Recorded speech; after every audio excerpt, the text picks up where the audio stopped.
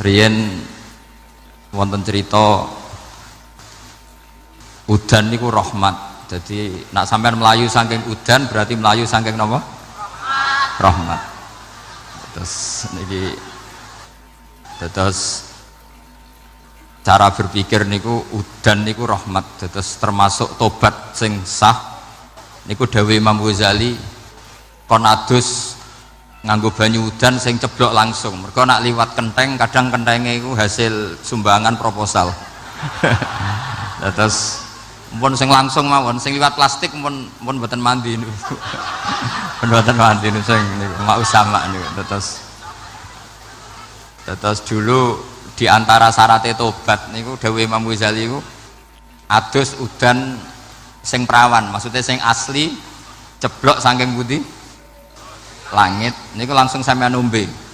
Nak tepak nggih tobat, nak mboten tepak nggih lara niku. Mergi asli. Terus kula matur nuwun sanget jenengan hormat teng Raden Asnawi. Beliau sekarang generasi keempat nggih, wonten sing generasi ketiga. Nasab kula kepanggih Raden Asnawi teng Asnawi sepuh. Terus Raden Asnawi gadah bah namine Abdullah Husnen, terus Ibu Ayu Sofiah niku binti Asnawi sepuh. Kula buyut kula kandung damaran niku Hafsah binti Maksum bin Soleh bin Asnawi sepuh. Kenapa saya cerita zuriyah gitu? Terus satu peradaban, gini bahasa Indonesia mohon nggih. Kersane gaul. Satu peradaban itu yang bisa bangun itu zuriyah itu komunitas gen. Meskipun nanti komunitas gen itu bisa disadap atau dibajak oleh orang-orang yang tidak gen, jadi agak ilegal tapi itu sah. Karena sampean bisa misalnya kalah nasab sama saya, misalnya bilang nanti ketemu di Nabi Adam saja Gus gitu. Nanti pasti kita ketemu di siapa? Nabi Adam.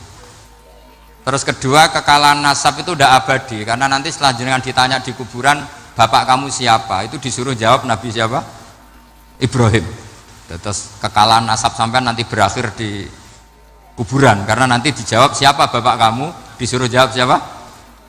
Nabi Ibrahim. Jadi yang punya bapak Karmen apa itu sudah selesai, sudah nggak dipakai lagi. Nanti pakai siapa? Nabi siapa? Ibrahim. Nah, kenapa saya cerita bahwa nasab gen itu akan disatukan oleh satu visi ilmiah yang objektif. Gini ku dawuh Nabi Yusuf, wattaba'tu millata abai Ibrahim wa Ishaq wa Yaqub. Terus dawuh Nabi Yusuf, maka nalana an nusyrika billahi min syai'. Jadi saya ngikuti leluhur saya. Ini dengerin ya, saya ngikuti leluhur saya, yaitu Nabi Yakub bin Ishak bin Ibrahim. Leluhur saya itu siapa? Maka nalana an nusyrika billahi min syai', yaitu keluarga besar yang tidak pernah melakukan kemusyrikan. Ya, keluarga besar kami punya tradisi tidak pernah melakukan kemusyrikan. Dan bahkan itu dibahasakan tidak mungkin kita ini melakukan kemusyrikan. Maka nalana itu kira-kira kalau bahasa Indonesia itu kita ini tidak mungkin melakukan kemusyrikan. Nah, kenapa demikian? Itu berangkat dari logika yang permanen, disebut yusabbitu Allahu alladzina amanu bil qouli tsabiti fil hayatid dunya wa fil akhir. Logika permanen itu begini, misalnya kita ini kan hidup dari bapak dari ibu terus sampai Nabi Adam. Kemudian setelah Nabi Adam ini berakhir, kemudian kita mau tidak mau berpikir Nabi Adam itu siapa. Terus diterangkan ternyata Nabi Adam itu satu makhluk hidup yang mulanya dari tanah, lewat wahyu Allah, lewat titah Allah kun, kemudian jadi manusia yang bernama Adam. Sebelum Adam ada bumi, ada langit, ada cakrawala, macam-macam. Kemudian itu kita rumuskan lagi, asal usulnya adalah tidak ada, adamiyun makhdun. Akhirnya kita tahu bahwa alam raya ini diwujudkan setelah dari tidak ada. Nah, tentu terus kita berpikir Dari tidak ada menjadi ada itu pasti penyebabnya adalah sesuatu yang ada. Nah, yang ada itu disebut wajibil wujud. Karena wajibil wujud ini wujud sendiri, nggak ada saingannya. Karena Allahu wala syai'amahu, Allah ada dan tidak ada pesaingnya. Maka kita ini berpikir nggak mungkin ada kekuatan manapun yang menyamai Allah. Sehingga nggak ada Yesus mungkin menyamai Allah, nggak ada Fir'aun, nggak ada Lata, nggak ada Uzza. Makanya disebut maka nalana an nusyrika billahi min syai'. Kita ini nggak mungkin melakukan kemusyrikan. Sama nggak usah tanya saya, Gus, tapi orang menjadi musyrik itu kan mungkin. Jawabannya itu tetap nggak mungkin. Kemusyrikan itu satu teori yang nggak mungkin. Tapi kalau orang musyrik itu mungkin.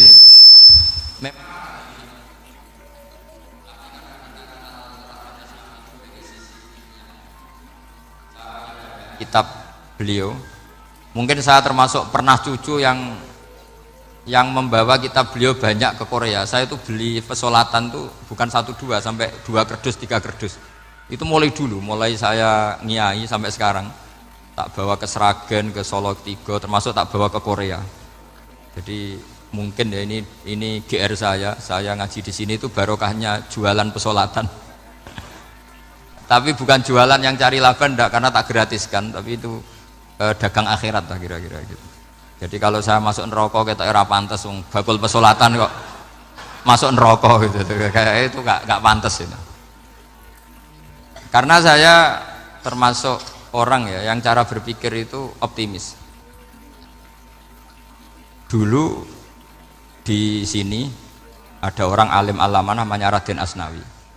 Terus kemudian sejarah agak berpolemik, ada yang mengatakan beliau itu muridnya Syekh Nawawi, ada yang mengatakan tidak. Apapun itu yang saya yakini adalah beliau ya saling istifadah lah, saling bermanfaat bagi Syekh Nawawi Banten. Saya punya catatan sejarah banyak tentang Raden Asnawi karena guru-guru kita itu akan ketemu di Syekh Nawawi Banten. Yaitu kita tahu misalnya saya ngaji Mbah Mun ngaji Mbah Zubair misalnya ngaji Syekh Fakih Mas Kumambang, ngaji Mbah Mahfud, terus ngaji Sayyid Abi Bakar Sato, terus ngaji Sayyid Zaini Dahlan. Kalau keluarga sini mungkin misalnya Gus Hafid, Mbah Niam, Mbah Zuhri, terus Raden Asnawi. Raden Asnawi kita tahu nikah dari istri mudanya Syekh Nawawi, yaitu Nyai Hamdana. Saya sering diceritani Mbah Mun, terus Nyai Hamdana punya anak yang namanya Zuhriyah dari Syekh Nawawi. Kemudian setelah dinikahi Raden Asnawi punya anak namanya Zuhri, Minan, Niam, terus sampai ke Gus Hafid itu, Hafid bin Niam. Kenapa saya cerita ini? Karena kealiman itu adalah sesuatu yang dibanggakan Allah.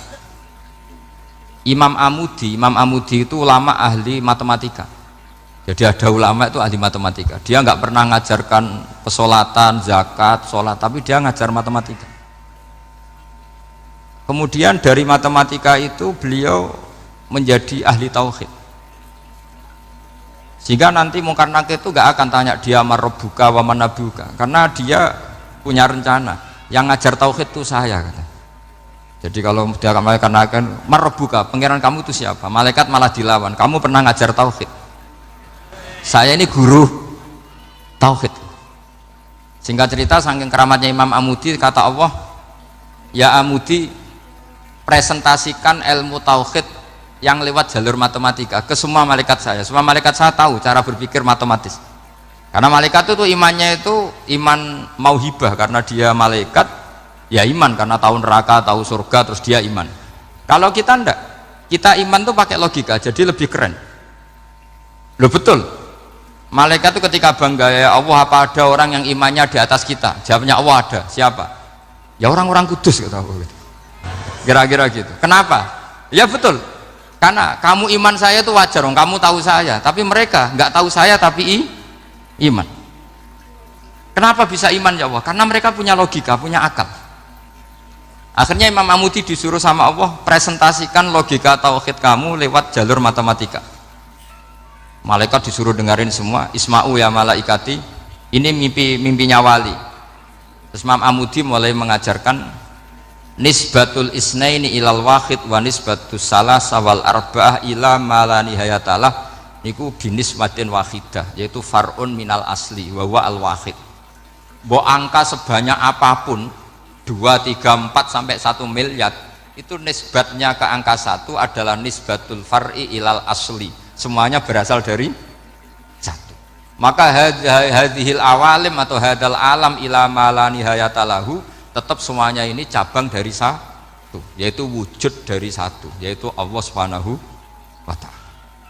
Sehingga semenjak itu ditiru sekian ulama, akhirnya malaikatnya mantuk karena kepastian kalau Allah 1 yang diyakini malaikat itu sepasti logika yang dibangun orang-orang manusia ini, padahal tidak ngerti Allah Subhanahu wa ta'ala karena pakai akal. Sehingga di pondok itu orang harus ngerti mantek. Orang mantek itu ilmu yang jelimet tapi menyenangkan. Biasanya sing sinau ambek rokokan, sawangannya kayak filosof. Jadi paling gak agak paham dia alasan. Yang penting nikmati rokok, tak pikir nikmati pemikirannya, ternyata nikmati rokok. Kayak kemarin saya datang ke resepsinya Gus Agil, saya itu tertawa terus karena dengerin Habib Mutahar. Saya membaca bahayanya rokok, setelah tahu bahayanya saya berhenti membaca. Tak pikir itu kan setelah tahu bahayanya saya berhenti merokok, ternyata enggak, saya baca bahayanya apa? Merokok. Setelah saya baca maka saya berhenti membaca gitu. Bukan berhenti merokok. Itu ilmu kelas tinggi seperti itu harus mantap. Pernah beliau ditegur dokter, "Beb, kalau rokok terus nanti mati." "Tenang saja, saya masih bawa korek." Dikira itu kan orangnya yang mati, ternyata beliau enteng saja. "Santai aja dok, saya masih bawa korek." Jadi saya bukan nyarankan santai rokok, tapi orang rokok itu memang punya logikanya sendiri. Kalau Banafek Hajen itu masih pernah bahas saya juga, karena Banafek juga turunan Mbah Mutamakin. "Hak, rokok itu haram tau ora?" "Nak cara kula darani haram sebuti Mbah." "Lah iya, nak haram ya bener aku. Mulane tak obong, barang haram apike diobong." Jadi saya sama orang-orang sepuh itu tidak pernah menang. Jadi apa ya, mereka itu orang yang sudah lama gimana ya, mau dikatakan bulat itu ya, tapi memang nggak pernah kalah mereka. Ada satu kiai masih misananya Banafek, ini rokok 2 katanya. Bagi yang nggak ngerokok berarti membiarkan 2 haram masih. Bagi yang merokok berarti mengurangi haram. Kalah lagi saya. Jadi saya tuh pernah dibully 2 mbah saya, karena 2 mbah saya ini rokok semua. Akhirnya saya sing nom ngalah gitu, karena saya tidak mungkin bilang sing waras ngalah karena kalah sepuh gitu. Jadi ya sudah, mau tidak mau harus bilang sing nom kalah. Tapi yang penting itu kita mendengar. Jadi ternyata sepinter-pinternya kita itu mesti kalah pinter sama yang sepuh-sepuh itu. Jadi kalau tahu bahayanya rokok lewat membaca ya harus berhenti merokok. Berhenti membaca katanya. Nah, malaikat ini cerita lagi malaikat. Saya memang dari awal niat hormat Raden Asnawi karena buyut-buyut beliau itu ketemu di buyut saya. Saya ini turunan Mbak Asnawi sepuh. Terus cuma buyut saya itu nikah Lasem, terus saya keceluk cucunya keluarga Lasem. Sebenarnya saya juga cucu Kudus. Tapi terus alhamdulillah sekarang kembali karena buyut saya menyuruh saya ngajar di Damaran, terus sampai sekarang saya ngajar di Damaran. Tapi buyut saya itu masih lahir di Damaran. Namanya Mbak Hafsah, itu Hamsah binti Maksum bin Soleh bin Asnawi sepuh. Sama seperti nasab di sini Raden Asnawi, Mbak Abdul Husnan, terus Nyai Ayu Sofiyah, terus Mbak Raden Asnawi. Saya mau cerita, jadi ilmu itu lebih keren kita. Sehingga Rasulullah SAW pernah ngendikan, "Saya ini rindu sekali li ikhwani." Kata Nabi itu ikhwani. Kata sahabat bilang, "Alasna ikhwanaka ya Rasulullah." "Bukankah kita ini saudara kamu, saudara engkau ya Rasulullah?" "Tidak, antum ashabi, kamu itu sahabat saya." "Siapa teman-teman kamu itu ya Rasulullah?" "Yaitu kaumun yang tidak melihat saya kemudian iman kepada saya." Jadi mereka seperti kita semua di Kudus ini tidak melihat Rasulullah SAW, tapi iman sama Nabi. Dan ketika malaikat yubahi bikum malaikah, Allah bangga dengan malaikatnya, membanggakan kita. Sampai malaikat tuh sentimen, kok bisa ya Allah Ya karena tadi kamu iman sama saya wajar, karena kamu melihat surga, melihat neraka, melihat aras. Sementara orang Kudus coba ngelihat apa? Paling simpang 5, apa simpang 7 itu. Tapi imannya nggak kalah dengan malaikat. Kenapa nggak kalah? Karena tadi kita diajarkan bahwa nisbatul isnaini wassalasah wal arba'ah ila ma la nihayatalaha itu sama-sama nisbatul far'i ilal asli.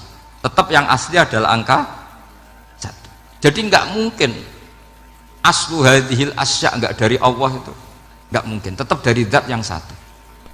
Kemudian tentu ini bukan nisbatul walad ilal walid, anak ke bapak tentu enggak, tapi nisbatul khaliq sama makhluk. Tapi apapun itu pasti satu. Sehingga Imam Amudi akhirnya masuk surga lewat jalur itu, tidak usah lewat pertanyaan man rabbuka wa man nuka. Kelasnya disuruh ngajar malaikat. Saya punya rencana jadi pengajar malaikat nanti itu kan. Jadi orang-orang Kudus yang dapat barokahnya Raden Asnawi nanti jangan mau kalau ditanya man rabbuka wa man nuka. Kelasnya itu harus apa? Jadi gurunya malaikat. Karena bapak kita Nabi Adam itu keren. Nabi Adam itu adalah orang yang disuruh Allah dipresentasikan, dibanggakan Allah di depan para malaikat.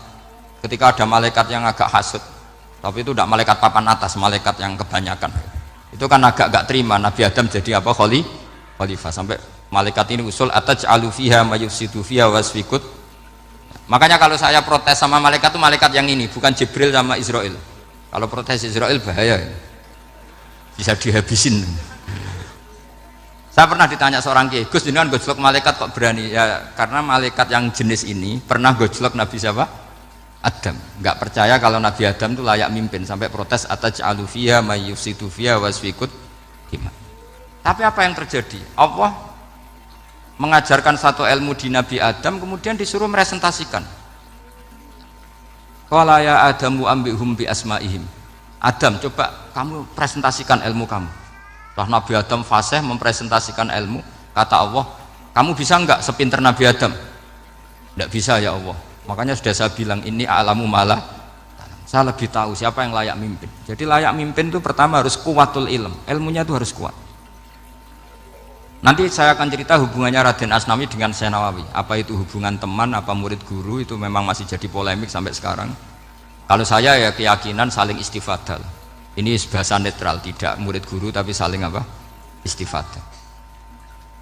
Kata Syekh Nawawi dalam tafsir Munir itu, ilmu itu nomor 1. Sehingga beliau setiap ada ayat fa inna hizballahi humul ghalibun, beliau pasti menafsiri bil hujjah wal barohin la bis saulah. Saya masih ingat betul takbirnya, memang saya hafalkan.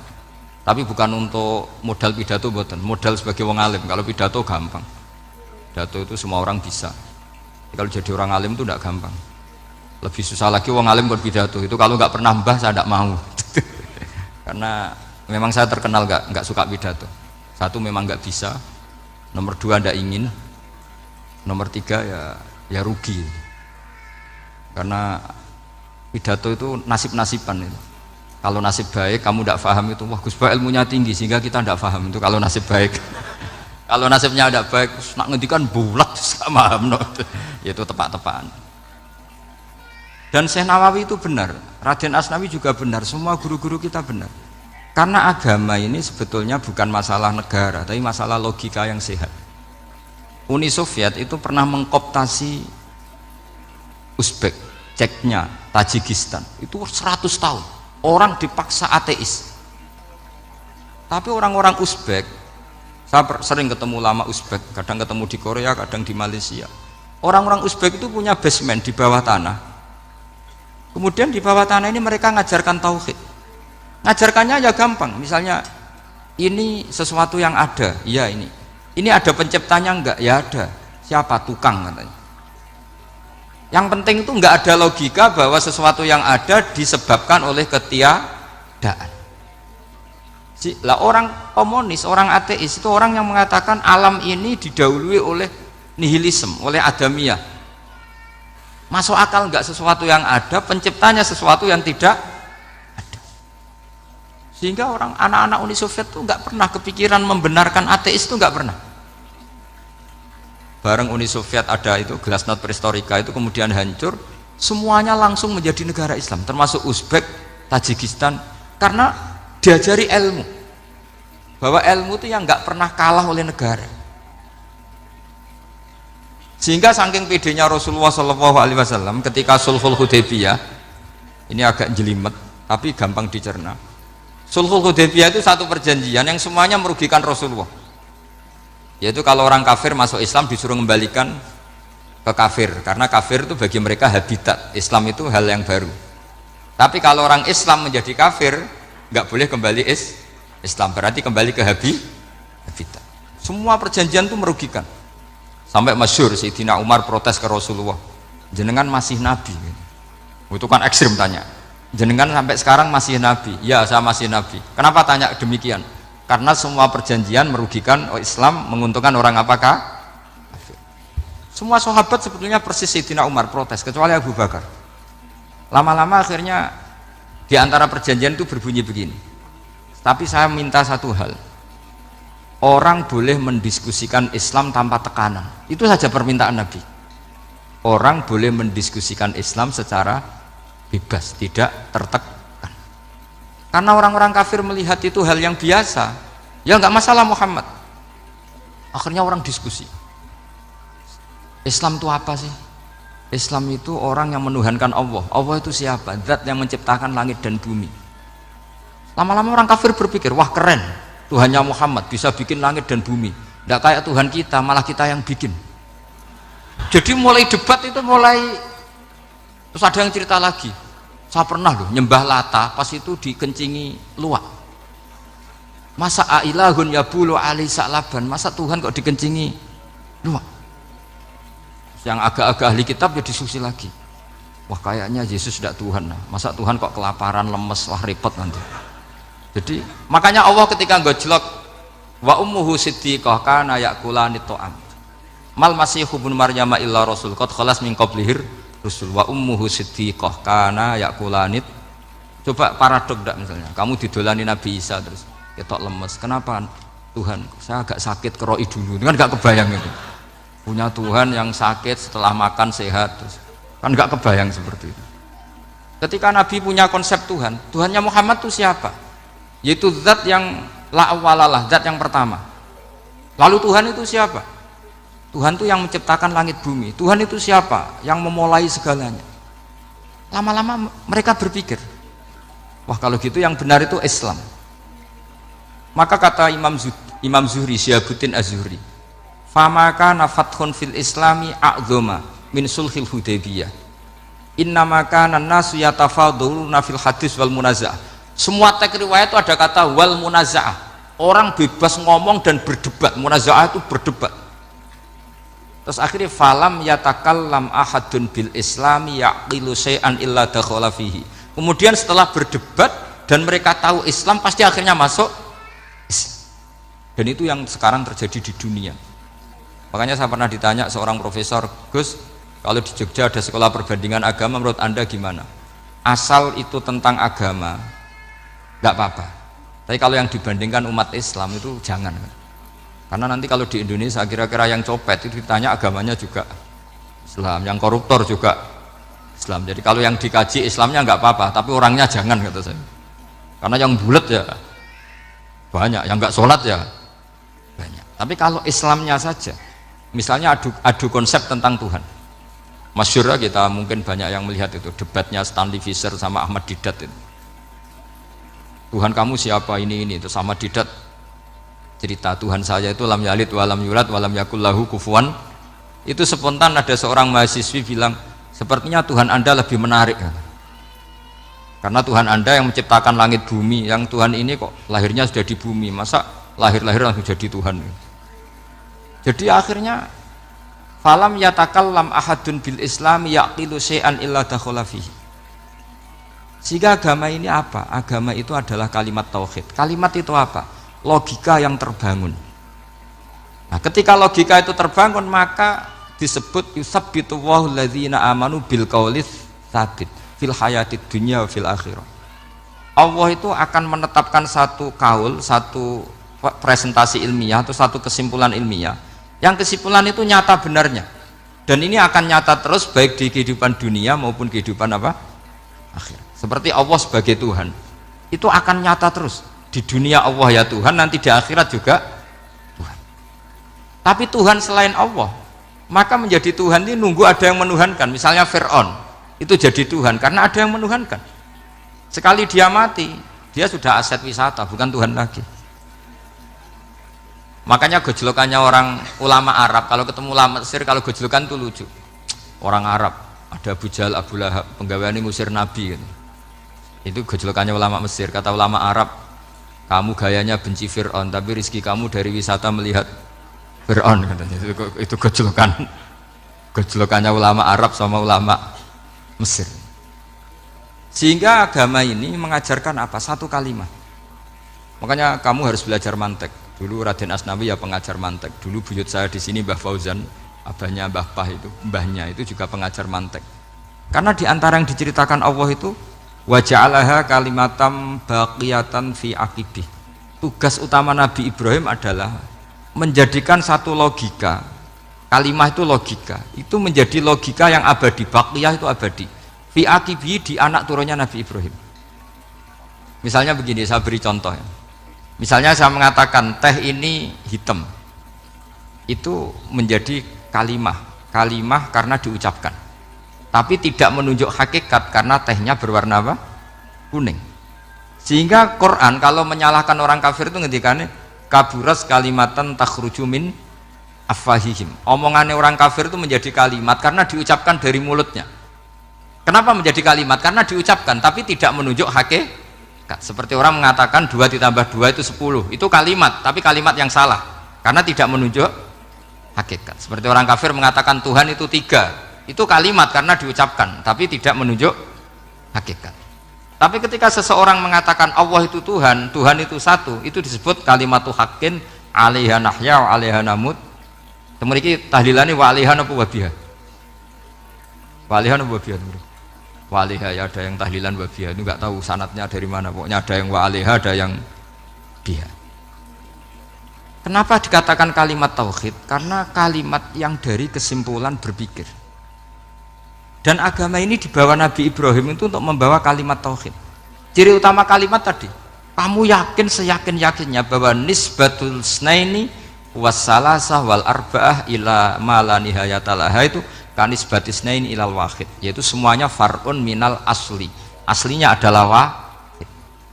Sehingga di kitab, saya pernah ngaji Mbah Mun, namanya kitab Al-Husunul Hamidiyah, itu dikarang oleh ulama-ulama sekarang, itu diajarkan di MGS, ini mbah-mbahnya Gus Akil pendirinya madrasah MGS, itu ada gambarnya di situ. Di situ ada gambar piramida, ada gambar hewan, ada gambar pohon.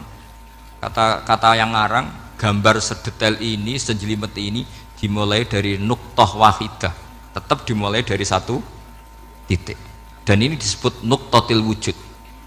Jadi mbok orang kudus sebanyak ini tetap dimulai dari satu orang, yaitu Adam. Adam dimulai dari ketiadaan. Lalu siapa al-mujid? Pewujudnya siapa? Hanya Allah Subhanahu wa ta'ala.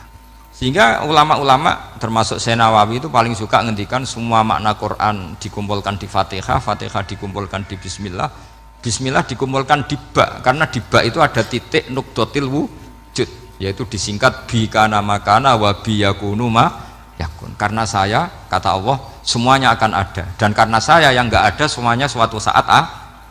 Disebut nukdotil wujud.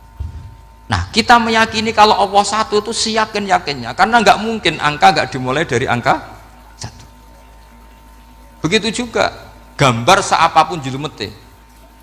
Misalnya sampean gambar zaman saya kecil, gambar paling favorit itu apa? Kambing bertarung. Itu gambarnya kan susah, daripada gambar kambing bertarung susah terus dibikin kotak saja, tembok. Kalau tanya gurunya, gambarnya mana? Di belakang tembok, Bu. Ini itu dulu saya diwarai anak-anak nakal ya. Jadi semua satu gambar itu disuruh gambar harimau, yang satu disuruh gambar kambing bentrok, yang satu disuruh gambar matahari, semuanya kotak semua. Ini itu, Bu, gambarnya di belakang apa? Tembok, maka nggak kelihatan kata. Jadi gurunya kalah cerdas. Yang guru itu sebenarnya nggak pernah menang, karena murid itu lebih pinter. Itu teman saya dulu kalau ngaji itu, kalau tes itu ngerpek baca, gurunya marah, kamu tes kok baca? Enggak ngerpek, Bu, ini belajar di kelas. Katanya belajar kapan saja di mana jajar. Ajo. Jadi apa ya, orang itu kadang yang salah itu lebih masuk akal kadang-kadang ini. Saya teruskan ya supaya ini dapat barokahnya Raden apa? Asnawi. Saya mohon sekali ya, kalimatul haqqin itu harus kamu jaga. Caranya jaga ya tadi. Kalau kamu tidak bisa ilmu mantek, misalnya al-alam mutaghayyir wa kullu mutaghayyir hadis la budda min muhdits, itu kenjelimetan. Pakai saja teori umum bahwa gambar apapun jelimetnya itu dimulai dari satu titik. Karena nggak bisa, nggak dimulai dari satu titik, tidak bisa. Maka alam apapun jumlahnya nggak terhingga tetap dimulai dari al-wahidul qahar, yaitu satu titik. Yaitu dalam konteks tauhid tentu itu Allah Subhanahu wa taala. Nggih, ngoten mawon. Assalamualaikum warahmatullahi wabarakatuh.